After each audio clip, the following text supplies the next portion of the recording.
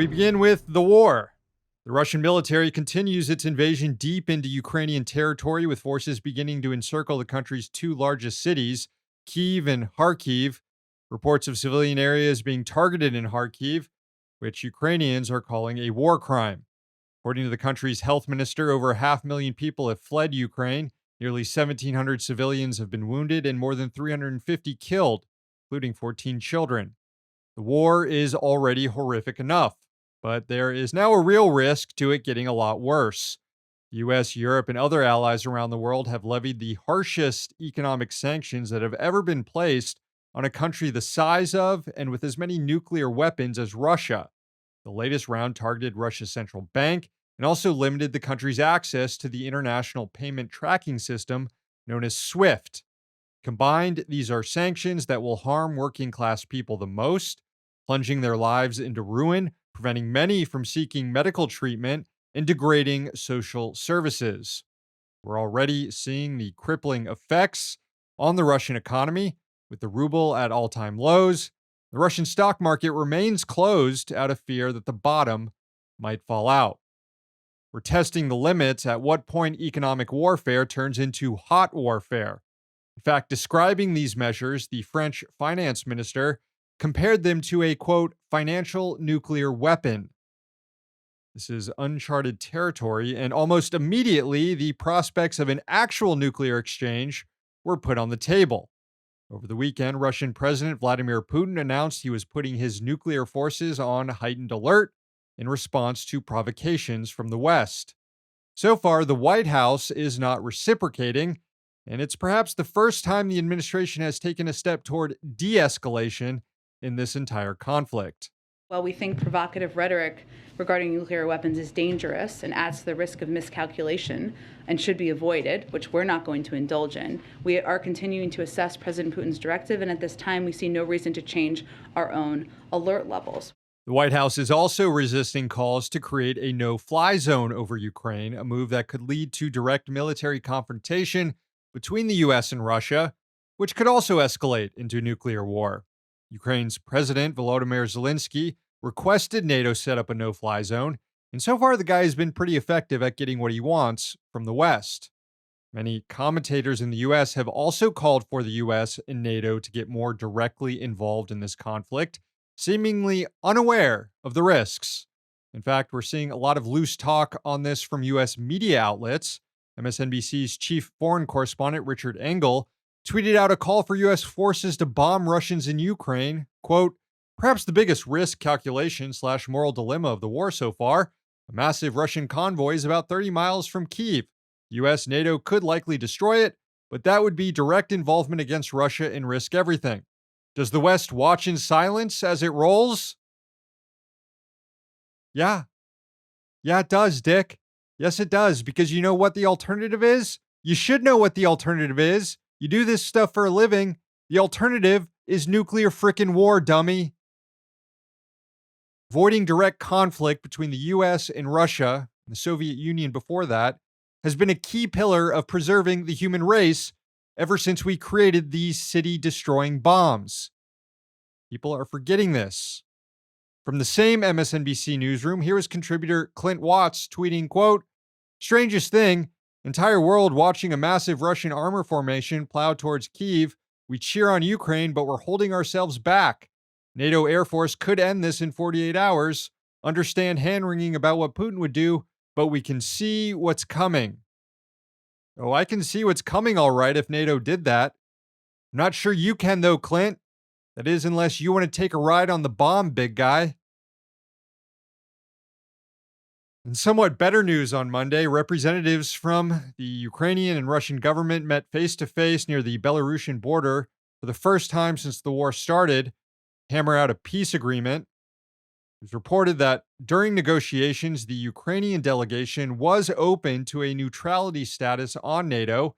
It's been one of the key demands of the Russian government for years now, which has been rejected by Kyiv, the US, and NATO countries that have all insisted that the military alliance has an open-door policy and Ukraine has a right to self-determination. Kyiv could be softening that position in the interest of ending the war and receiving future security assurances. The government is less willing right now to accept other Kremlin proposals, including the recognition of Crimea and a much more maximalist demand of demilitarization of the Ukrainian state, one that Kyiv couldn't possibly accept. Despite that, both sides noted after negotiations that there were points of agreement that could be built on and that proposals are being reviewed and delegations will meet again for a second round of talks in the coming days. Fingers crossed.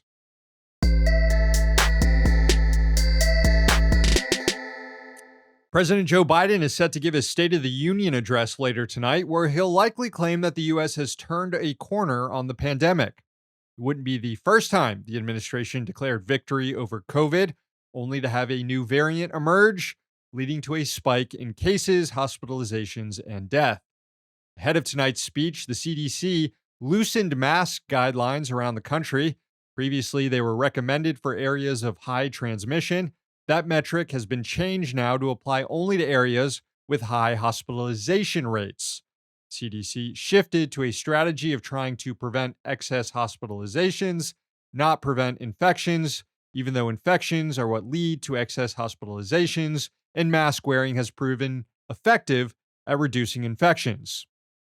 A disregard for cases is risky given how much we don't know about the long-term effects of COVID in even mild cases.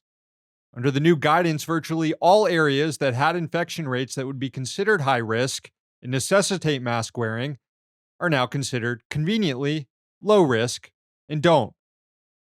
Biden also got a boost in optics for the speech from Congress, which is dropping its mask mandate just ahead of the State of the Union. While cases, hospitalizations, and deaths continue to decline, over 1,800 people still died of COVID on Monday, and the CDC projects about 10,000 new deaths a week for the next 4 weeks. The country is still extremely vulnerable to COVID mutations, with only 28% boosted. This get back to work and pretend everything is normal attitude strategy has been used by both President Trump and Biden, and it's a big reason why the U.S. is the deadliest among all wealthy nations when it comes to COVID.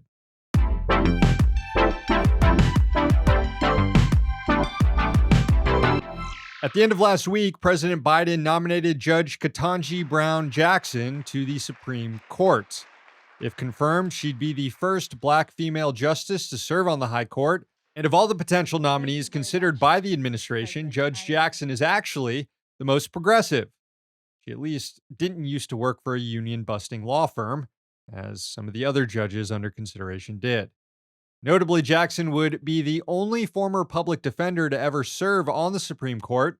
She'd be the first justice since Thurgood Marshall who actually has a history defending indigent clients. Judge Jackson has a history of ruling in favor of the rights of incarcerated people and criminal defendants facing harsh sentencing and police actions like unreasonable seizures. She also has made several rulings striking down executive overreach during the Trump administration. Her nomination has the support of several major labor unions, including the Communication Workers of America. Jackson currently serves on the D.C. Circuit Court and has already faced and cleared a Senate confirmation process for that position. She'll have to face another one, but as long as Democrats stay united, looking at you, Joe Manchin, she will be confirmed. Of course, her confirmation won't do much to change the power balance, where conservatives will still hold a 6-3 majority. Ultimately, this isn't a game that the left can win unless the court is radically reformed to add more justices or its power is substantially curtailed so that it can't strike down laws passed by Congress, a body that, unlike the Supreme Court, is at least partially subject to Democratic control. Hey, thanks for watching. Hit the subscribe button so you don't miss any of our new videos. Also, if you want to see Means Morning News in its complete form, not just the clips we post here, head on over to Means TV and get access to all our new episodes and our entire backlog, plus tons of other great movies and original TV shows.